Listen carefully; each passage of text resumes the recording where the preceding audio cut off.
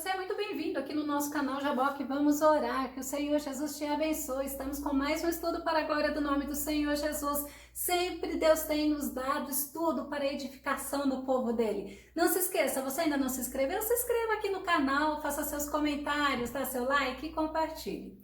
Na Bíblia, existem salmos de peregrinação, salmos de romagem, salmos de degrau, e nós vamos entender esses salmos daqui a pouco.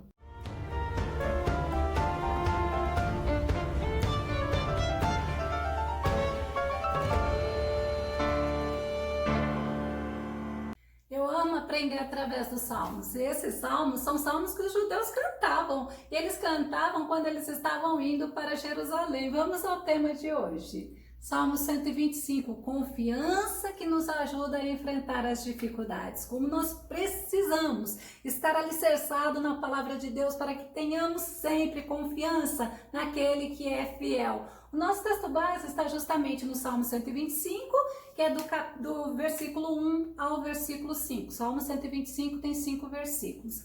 Esse salmo ele era justamente cantado nas peregrinações do povo que não morava lá em Jerusalém. É o povo judeu que não morava em Jerusalém e eles iam, pelo menos tinha que ir uma vez por ano nas festas, lá no templo, para adorar a Deus. Era necessário pelo menos uma vez por ano. E é interessante que nessas festas o povo se reunia com a intenção de adorar a Deus. O povo não se reunia no templo com a intenção de receber alguma coisa de Deus. Eles se reuniam com a intenção de adorar a Deus. Olha como nós aprendemos através dos salmos. E nesse salmo, nós vemos que ele destaca a confiança que o homem tem que ter em Deus. Ele destaca que Deus é a segurança do povo dele. Ele destaca que Deus tem que ser a nossa esperança, porque Ele é o Deus Todo-Poderoso. Eu não sei qual é o autor, porque não tem ninguém que ousou falar, né? Spurgeon fala que possivelmente foi Davi, mas não dá para nós afirmarmos. Mas também eu não sei qual foi, assim, o momento específico em que esse salmo foi escrito. Acredita-se que era no momento onde o povo judeu estava sendo dirigido, estava sendo governado por reis ímpios, né? Nós vamos entender no salmo. Vamos ao versículo 1, que diz assim: os que confiam no Senhor serão como um monte de Sião que não se abala, mas permanece para sempre. É lindo, não é? Aqueles que confiam no Senhor. São essas pessoas que confiam no Senhor, que não duvidam da promessa do Senhor, que serão como um monte de Sião. Tem uma versão desse salmo que fala assim, desse versículo: todos aqueles que depositam absolutamente a sua fé no Eterno serão inabaláveis, como o monte de Sião. Olha que comparação tremenda. E nós vamos entender que quem confia no Senhor, porque não são todos que conseguem confiar, mas quem confia no Senhor demonstra fé em Deus, demonstra ser dependente de Deus, demonstra amar a Deus acima de todas as coisas e demonstra que precisa ser cuidado com Deus, demonstra que acredita na palavra de Deus, porque Ele é fiel. O salmista Davi fala no Salmo 21, verso 7, justamente assim, olha, sim, ele entra afirmando, sim, o rei confia no Senhor. Por causa da lealdade do Altíssimo, ele jamais será abalado. Olha a fé de Davi. É isso que é importante. Quem confia no Senhor, Deus vai fazer ser inabalável. Porque a fé vai estar no Senhor, independente da circunstância. O monte de Sião, ele era símbolo de paz, ele era símbolo de segurança, ele era símbolo da própria aliança de Deus com o povo. Isaías, no capítulo 54, verso 10, fala assim, olha, porém a minha benignidade não se apartará de ti, e a aliança da minha paz não mudará. Diz o Senhor que se compadece de ti. O povo de Israel, ele sabia que Deus tinha uma aliança com eles, desde lá Abraão. E aí aquele povo, quando ele olhava o monte de Sião, eles sabiam que assim, olhando até o versículo 2, era assim que Deus estava cuidando do seu povo. Salmo 125, verso 2, que diz assim, olha, assim como estão os montes à roda de Jerusalém, assim o Senhor está em volta do seu povo desde agora e para sempre.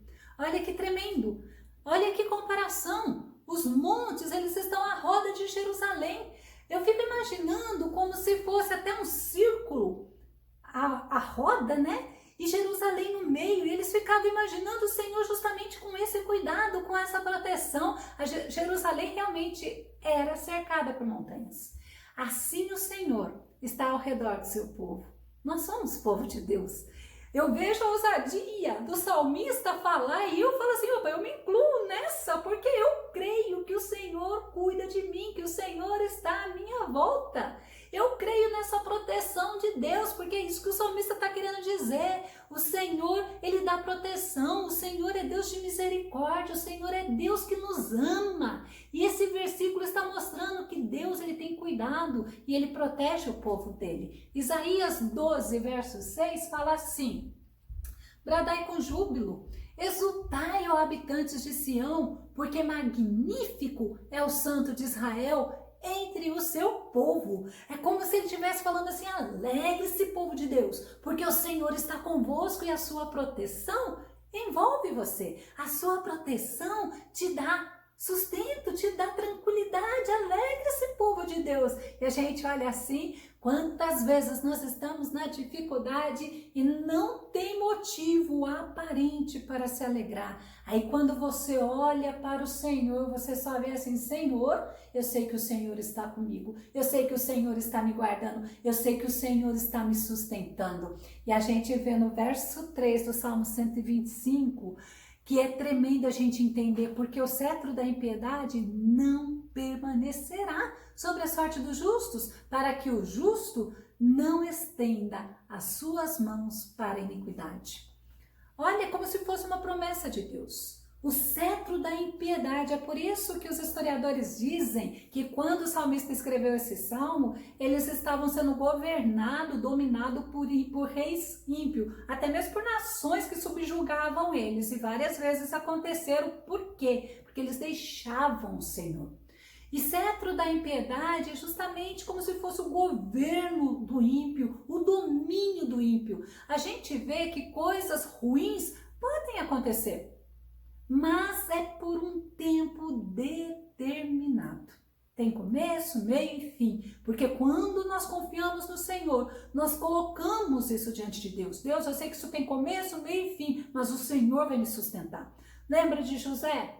Deus não impediu José de ser vendido, Deus não impediu José de ir para a prisão, mas Deus deu vitória para José. Lembra de Daniel? Deus não impediu Daniel de ir para a cova dos leões, mas Deus foi com Daniel na cova dos leões. E os amigos dele lá na fornalha ardente? Deus foi com os amigos dele na fornalha ardente, e Jó com tudo que ele passou. É isso que a gente precisa entender. Existe um tempo determinado e a vitória vem. Os discípulos de Jesus, o próprio Paulo, quantas perseguições sofreram, mas tem recompensa, tem vitória, e olha, tem honra do Senhor. Olha, é sempre na permissão de Deus.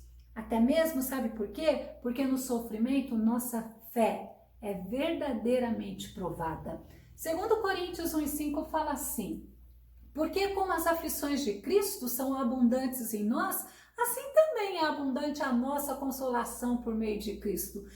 Paulo, ele mostra assim: eu aprendo com o sofrimento e eu sei que Cristo me consola, e por isso, porque Cristo está em mim, porque eu aceito o consolo, porque eu aprendo com consolo, eu consigo ser instrumento para consolar os outros. Ainda Paulo fala em 2 Coríntios 1:9, ele diz assim: olha, mas já em nós mesmos tínhamos a sentença de morte. Olha a dificuldade, olha a luta, olha a prova que Paulo estava passando, para que não confiássemos em nós, mas em Deus, que ressuscita os mortos. Dá para você entender isso? A prova, a luta, a dificuldade, ela tem que servir para fortalecer a nossa confiança em Deus. Ela tem que servir para que o nome do Senhor seja glorificado e não para que nós nos afastemos de Deus. E quando o salmista ele fala assim: olha, não permanecerá o cetro do ímpio, não vai permanecer. Aí eu lembrei daquele versículo que não está aqui, que fala assim: olha, 1000 cairão ao teu lado, 10.000 à tua direita, e tu não serás atingido. O que não pode ser atingido é a tua fé, é a tua confiança em Deus, é o teu amor por Deus, não pode ser abalado. E ele fala assim: não permanecerá. ainda que muitas das vezes eu estou colhendo o que eu plantei na lei da semeadura, que isso daí é evidente, Deus deixa acontecer mesmo, ainda que eu esteja achando que Deus está me castigando ou me corrigindo, não vai ser por muito tempo, não vai permanecer, porque o Senhor conhece a nossa estrutura. Salmo 103, verso 9, fala assim, olha, não nos castiga o tempo todo, nem guarda rancor para sempre. Deus, ele trabalha a nosso favor, mas a minha fé alicerçada no Senhor tem que ser como um monte, não pode ser abalado. Os justos, eles são herança do Senhor, é justamente o que o versículo está querendo mostrar. Salmo 74, verso 2. Lembra-te do povo que adquiriste em tempos passados, da tribo da tua herança, que resgataste do monte Sião, onde habitaste. E eles tinham essa confiança realmente em relação que quem confia no Senhor vai ser como um monte de Sião que não vai se abalar. No Salmo 112, verso de 6 a 8, o salmista fala assim, olha, porque nunca será abalado. O justo estará em memória eterna, não temerá maus rumores, o seu coração está firme, confiando no Senhor. O seu coração está bem confirmado, ele não temerá. Aí lembra o versículo que eu li agora há pouco, 2 Coríntios 1:9, que Paulo fala assim, olha, para que não confiássemos em nós mesmos, mas em Deus que ressuscita mortos. Ele fala assim, olha, era tão grande a luta que ele estava passando, que ele tinha sentença de morte nele mesmo. Ele, não, mas olha, é para não confiarmos em nós mesmos, porque o natural do homem é achar que é pela força dele, que é pela sabedoria dele, por ele que ele consegue as coisas. Aí a gente vê justamente isso, não é por nós, mas é pelo Senhor. E no verso 4 fala assim, 125:4, faze bem, ó Senhor, aos bons e aos que são retos de coração. É uma oração do salmista. Esse versículo é uma oração do salmista.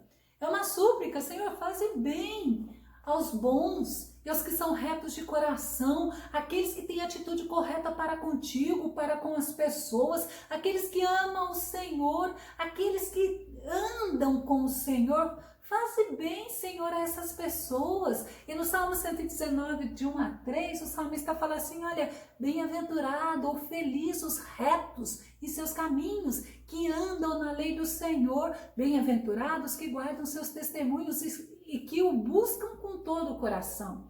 E não praticam iniquidade, mas andam nos seus caminhos. Então, é por isso que o salmista está, faça bem, Senhor, aos retos, aos que andam nos seus caminhos. E no Salmo 36, verso 10, o salmista fala assim, olha, estende a tua benignidade aos que se consagram a ti, a tua justiça aos que são puros de coração. Eu acho lindo quando a gente vê aos que se consagram, aos que se dedicam a ti, aos que têm a ti, Senhor Jesus, como preciosidade, como algo assim mais precioso, bem mais precioso. É tu, Senhor, é justamente isso, nós nos separamos ao Senhor. Nós somos comprados pelo Senhor, nós somos redimidos pelo Senhor. E é justamente isso, o Senhor nos separa para Ele. Asaf, ele fala no Salmo 73, verso 1, com toda certeza Deus é bom para Israel. Ou seja, olha que interessante, como ele cumprimenta, para todos quanto cultivam um coração sincero. É tremendo você entender quando o Salmo 125, verso 4, na oração do salmista, ele fala, faze bem, ó Senhor, aos bons, porque o Senhor, ele faz bem, porque os justos são herança dele. Agora no verso 5, olha só já o que o salmista está dizendo. Quanto àqueles que se desviam para os seus caminhos tortuosos, levá-los-á o Senhor com os que praticam a maldade, paz haverá sobre Israel. Podia ser essa questão do governo, de um homem ímpio estar reinando sobre eles, um homem maligno está reinando sobre eles, e o salmista ele fala assim, olha, aqueles que se desviam, aqueles que se afastam de ti, aqueles que não estão suportando a luta, a tua palavra fala, o Senhor vai tratar com eles, eles não vão ter parte na herança, eles não vão morar contigo. Por isso que a Bíblia fala, eu preciso estar com o meu olhar firme no Senhor. Por isso que eu preciso ter a minha fé no Senhor firme como o monte de Sião. É por isso que eu preciso entender que eu não posso desviar dos caminhos do Senhor. Desviar dos seus caminhos, como dizem, é justamente o oposto de querer andar com Deus. É se afastar de Deus, é deixar Deus. As pessoas, conforme vêm as lutas, elas se decepcionam, porque elas acham que em Deus é só alegria. Em Deus é alegria. Se realmente a tua fé está sincera, o teu amor está sincero, porque você não vai olhar a luta, você vai olhar a vitória que vem do Senhor. Provérbios 14:14, Salomão fala assim, olha, os infiéis receberão o devido pagamento por sua conduta, mas o homem bom será regiamente recompensado. Eu preciso confiar no Senhor, independente da situação, e é isso que o salmista está falando para nós, porque no Senhor há proteção, porque no Senhor há refúgio, no Senhor há honra. Quem confia no Senhor tem promessa. Tem promessa não é só para esta vida aqui, não. Tem promessa de vida eterna, tem promessa de céu, tem promessa de galardão. Salmo 40, verso 4 fala assim, olha, extremamente feliz é aquele que no Senhor deposita sua plena confiança. Por isso que os que confiam no Senhor, nós temos que ser como os que confiam no Senhor.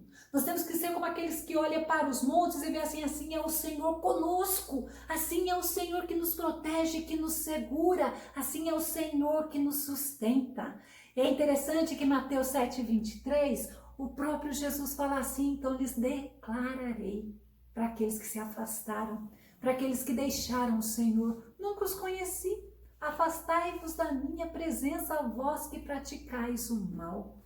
Nós temos um Senhor que nos sustenta, mas o Senhor quer que nós confiamos nele. Ele quer ver a nossa fé, a nossa confiança nele. Eu preciso ter essa confiança de que Deus é Deus soberano. Eu tenho que ter confiança na proteção de Deus, nas promessas de Deus. Eu tenho que ter confiança que Deus é o que ouve e responde a nossa oração. Sabe por quê? Porque Deus é a nossa segurança. Eu vou deixar o link na descrição do vídeo. Decida confiar. Confiar é a escolha. Que o Senhor Jesus te abençoe. Até o nosso próximo estudo aqui no nosso canal Jaboque. Vamos orar. Fica com Deus. Deus te abençoe.